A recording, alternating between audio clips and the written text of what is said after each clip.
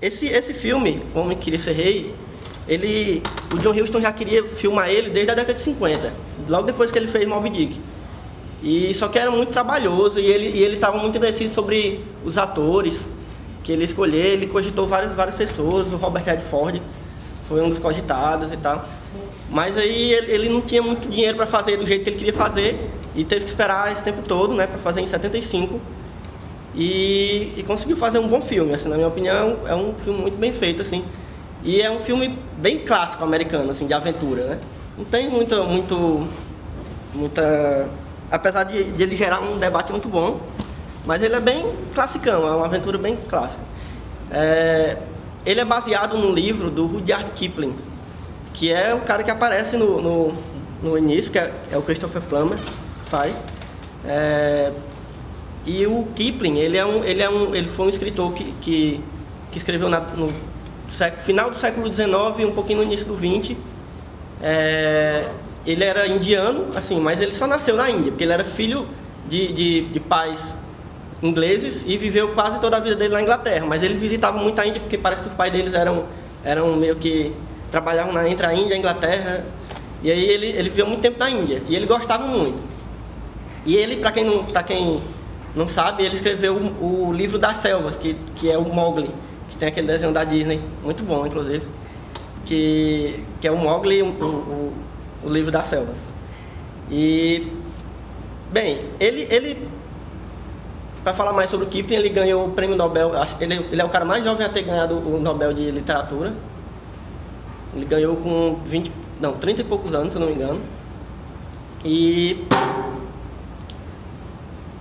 Ele é um escritor muito controverso, porque como ele escrevia sobre a Inglaterra, aliás, sobre a Índia, ele era inglês, e ele falava muito sobre o período que ele viveu, que é o período de colonização, quando a Inglaterra colonizou a Índia, e as pessoas falavam que ele era meio preconceituoso na escrita dele e tal, e outras pessoas já dizem o contrário, já dizem que, na verdade, ele estava criticando a colonização, né? A colônia inglesa na Índia.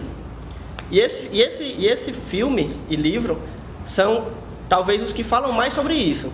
Porque na verdade não é nem um livro, é um conto bem curtinho, de 30 páginas.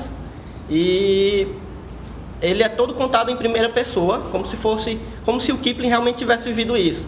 E como se realmente o personagem do Michael Carnahan, né? O Pete Carnahan. Ele realmente tivesse escutado essa história e tal. E aí tudo contado em primeira pessoa e é bem curto, assim, a metade do livro é só aquela parte do começo, quando eles se encontram, o Kipling se encontra com os dois personagens principais, e a outra metade é bem curta também, que é só o Pete contando o que foi acontecendo no Cafiristan. E aí é uma história bem absurda, assim, do jeito que acontece, assim, é bem fiel, assim, a adaptação.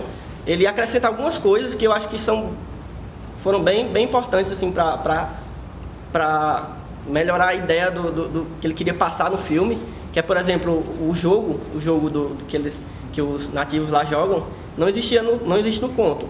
Mas é um negócio bem interessante, porque aquele jogo é um jogo inglês, né, que é o polo. E é muito, muito famoso na Inglaterra, assim. E aí eles jogam, só que eles jogam com cabeças, entendeu? Aí mistura a ideia da Inglaterra com a ideia do exótico. Enfim, assim... E aí o que eu queria falar sobre esse filme, e que o que mais me veio à cabeça desde a primeira vez que eu assisti, é a ideia desse exótico mesmo.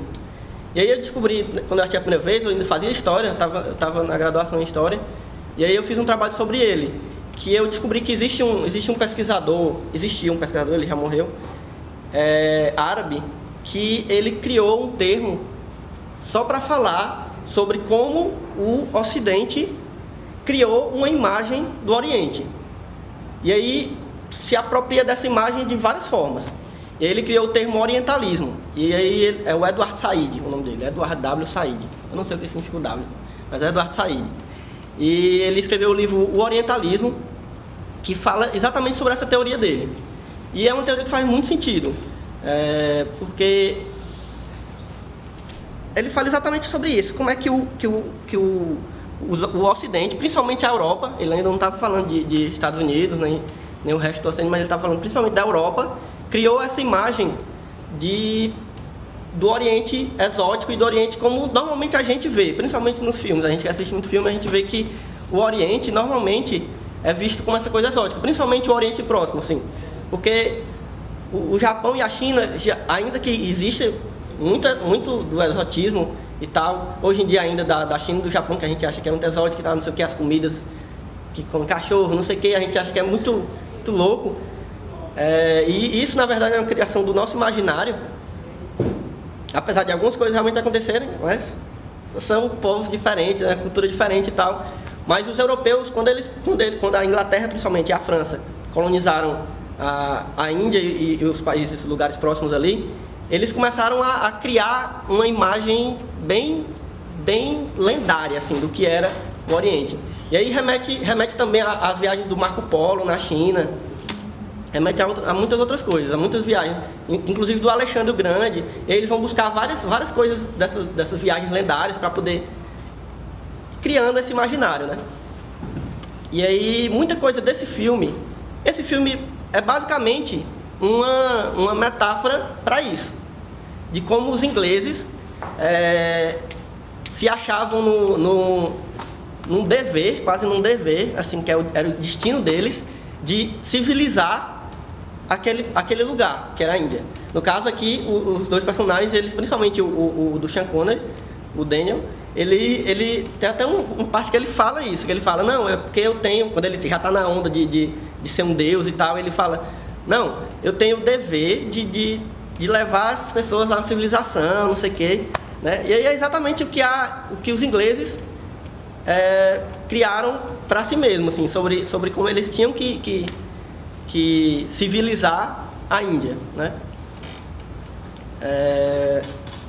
E aí tem muitas partes do filme que remetem a isso. Por exemplo, a construção da ponte nada mais é do que pessoas civilizadas que chegaram naquele lugar de bárbaros que estavam levando a civilização para lá. E a ponte é o símbolo disso. E não é à toa que ele morre exatamente na ponte, né? Eles levam ele até a ponte para matá-lo lá. E uma coisa interessante sobre o que tu falou é, por exemplo, a parte do misticismo. Porque ele... Primeiro o Sean Connery falando, o Daniel, falando que ele chegou lá por causa do destino. Então ele se achava tão dono daquele papel de Deus que ele justifica tudo que aconteceu ali através de acidentes que ocorreram no caminho, para eles chegarem até lá. E a outra é quando o menino vem falar que os atos dele fizeram os bichos morrerem, eles pegaram coisas e eventos do que estava acontecendo com o animal, que talvez fossem coisas que ele nem tinha prestado atenção antes, mas de repente agora eram indícios de que o Deus estava insatisfeito com ele se passando por Deus. Aí começa a mostrar que a estátua de um olho só é uma justificativa para a punição, né, da heresia. E eles usam muito isso, essa coisa de ver sempre que quando você vai para o Oriente tudo é mágico, tudo é místico. Uhum. É exatamente essa ideia do exótico, né? E, assim, essa é tanta a ideia do filme que ele, antes mesmo dos créditos iniciais, já começa mostrando um monte de coisa, tipo parece um circo que eles vão mostrando aí de coisas que são bem estereótipos da Índia ali, daquela região da Índia, da Arábia ali, que é aquele cara que hipnotiza cobras, o cara que bota escorpião aqui no rosto, na boca, não sei o que, sabe, um monte de coisa assim. Aí depois começa realmente o filme. Então ele já joga isso pra você ficar, meu Deus, esse filme é sobre a Índia, que legal, é uma coisa muito exótica, vai ter muitas aventuras exóticas, entendeu? E aí, eu acho que o John Huston, ele, apesar de começar assim, eu acho que ele já quer mesmo começar lhe jogando uma ideia pra depois ir desconstruindo, entendeu? Com a loucura dos dois, assim, principalmente do Sean Connery, né? Eu acho que ele pegou bem, assim, a ideia do que o Kipling queria quando ele escreveu o conto. Não, é porque tu falou sobre o orientalismo e tal, e que a gente cria essa cultura do diferente, mas tu poderia falar mais sobre os conceitos, sei lá, tu tem coisas muito marcadas, tipo esse servo, que é o bom indiano, então é o bom chinês que tá lá, parece aquela coisa do Tintin, né? Daquele carinha que fica seguindo tempo todo. Exatamente. Ele, no filme também dá pra ver bem isso. Quando eles chegam no... Inclusive, esse personagem que é o Billy Fish, ele, no conto ele é diferente. No conto eles chegam falando inglês e ninguém fala inglês. Não existe. O Billy Fish, ele existe, mas ele é tipo o líder daquela galera mascarada. E depois ele fica sendo tipo o braço direito deles. Mas não tinha... Isso aí foi uma coisa que no roteiro resolveu muito problema, né?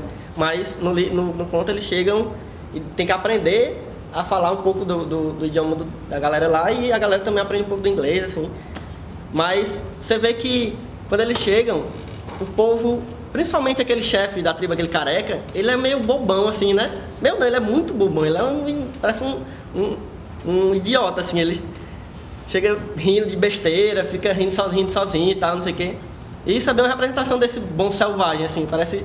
A gente lembra do bom selvagem do Rousseau, né, assim, de que ele existe lá, ele é bem inocente, assim, e ele precisa ser civilizado, precisa ser ensinado, né? Ele fala, vamos lá, para ele doutrinado. Exatamente. É bem a ideia do... Eu me lembro também do iluminismo, que os iluministas tinham essa ideia de que eles precisavam, por isso que chamavam iluministas, eles tinham a ideia de que precisavam iluminar a cabeça das pessoas que não conseguiam pensar bem. E isso levou muito os indianos, e na verdade na época das grandes colonizações, todas as nações europeias que saíam para colonizar outros lugares mais exóticos, assim, tipo África, Ásia e América do Sul, e América do Norte também, eles usavam essa ideia do iluminismo como desculpa, para a igreja também, entendeu? Eles dizem, não, a gente está indo para civilizar essa galera, ou então a gente está indo para catequizar essa galera, então era usado muito como desculpa. Aí surge essa ideia do bárbaro que é inocente também, porque tem a ideia do bárbaro que é violento e monstruoso, que nasceu desde de Roma, e aí surgiu essa ideia também, meio que contrária do bárbaro inocente, meio bobão ali, Só que esses bárbaros do filme, bárbaros entre aspas, eles são uma mescla dos dois, né? Eles são inocentes, mas também são violentos. O cara lá queria cortar a cabeça do inimigo lá que tinha se rendido, e o Daniel fala, não faça isso, a gente não faz isso porque a gente é civilizado, não vamos fazer isso não, né? Mas é bem isso. O Edward Said, ele traz um monte de discussão massa assim, no livro dele, é bem extenso o livro. Ele traz uma das mais legais, que eu acho que é a do Foucault, que ele fala que isso da relação de colonizador com colonizado, claramente é uma relação de poder. E isso a gente vê no físico, que é quando o colonizador vai até lá e sei lá, força os colonizados a fazer alguma coisa, a trabalharem para ele, alguma coisa assim, mas isso se dá também no campo da mente, assim, porque os próprios orientais, né, eles meio que incorporaram valores que os ingleses deram para eles quando vieram, entendeu? E aí, tipo, que eles, não é que eles se identificaram, mas que eles... É uma relação de poder, entendeu? Tipo, vamos pensar assim, no exemplo de uma relação de poder entre gênero, entre homem e mulher. Que aí, quando o homem, ele é o homem da casa e a mulher tá lá inocente, né? Aquela relação bem patriarcal, o homem chega e diz, não, você tá errada porque é isso, isso e isso. E a mulher, ela pode saber que tá errada, mas ela sabe que aquele homem ali é o chefe da casa e vai dizer, não, tá certo, ele tá certo, eu vou... Então essa relação de poder é bem parecida do colonizador com o colonizado, né? O colonizador chega e começa a criar um monte de ideias sobre quem é o colonizado, e aí tipo o cara fica, nossa, ele é muito forte aí, ele tá dizendo que eu sou desse jeito, então é porque eu sou. Então eles tipo que incorporam várias dessas ideias, e isso no filme também é mostrado, né? Quando eles começam a impor várias coisas ao pessoal do Cafiristão, e eles aceitam assim, meio que de boa entre aspas, né? Eles aceitam por conta do Sean Connery ser um deus. E aí é legal porque remete a várias outras coisas assim que acontecem na história, que aconteceram.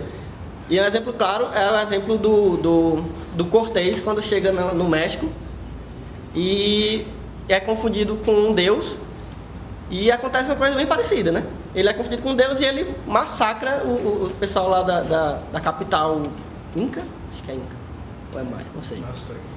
Azteca. Eu sempre confundo, nunca consigo. Enfim, aí eu falei até, o Fernando tinha me falado agora, eu tinha falado pra vocês antes que aquele desenho da DreamWorks, O Caminho para o Eldorado, é basicamente essa história, só que pra criança, né? Não é? Tipo, são dois caras que chegam, aí são confundidos com deuses, e aí um deles, depois, lá pro fim da história, um deles quer ir embora com o dinheiro, e o outro meio que fica encantado com a ideia de ser um deus, e não, eu vou ficar aqui, que eu sou um deus, ele tipo começa a acreditar que é um deus. E é isso que acontece também com os ingleses, eles criaram tão fortemente essa ideia de que eles tinham esse destino de civilizar. Primeiro, isso foi usado como uma desculpa para colonizar, mas eles começaram a acreditar de verdade nisso. E aí é o personagem do Sean Connery, né? Ele começa a acreditar de verdade que ele é um deus, sim, e que ele tem o destino. Aí ele usa aquela desculpa, não, a gente passou por certas coisas que nos trouxe até aqui, e aí não pode ter sido coincidência, foi o destino, não sei o que, e eu tenho que civilizar essas pessoas. Você falou das diferenças e a coisa do machismo puro, quer dizer, a mulher não tem papel, não tem função nenhuma ali, a não ser servir de carne. Você vê no filme todo que elas não decidem, não podem dizer não. O cara simplesmente chega e manda elas fazerem, elas fazem, elas são jogadas como oferendas para ele. A mulher vai casar, não importa se ela quer ou não, ela inclusive vai para uma cerimônia e faz não sei o que lá com ela, que fica subentendido porque é só algum tipo de processo que deve machucar ela, porque resolveu os gritos, né? Depois, quer dizer, que a gente até meio que vê, até hoje em dia mesmo na Arábia e tudo mais, que essa coisa que elas ao pouco estão redequando, né? Que é a coisa da mulher não poder, quando nós vamos essa discussão também é dominar o Afeganistão, a mulher não podia mais nem ter emprego, tinha que ficar em casa cuidando das crianças. Então, mas ainda é forte, né? E é uma coisa que é difícil de discutir. Sempre que rola essa discussão, ninguém sabe como é que vai acabar, porque é a ideia de que lá no Oriente Médio as mulheres, todo mundo sabe aqui como é que é.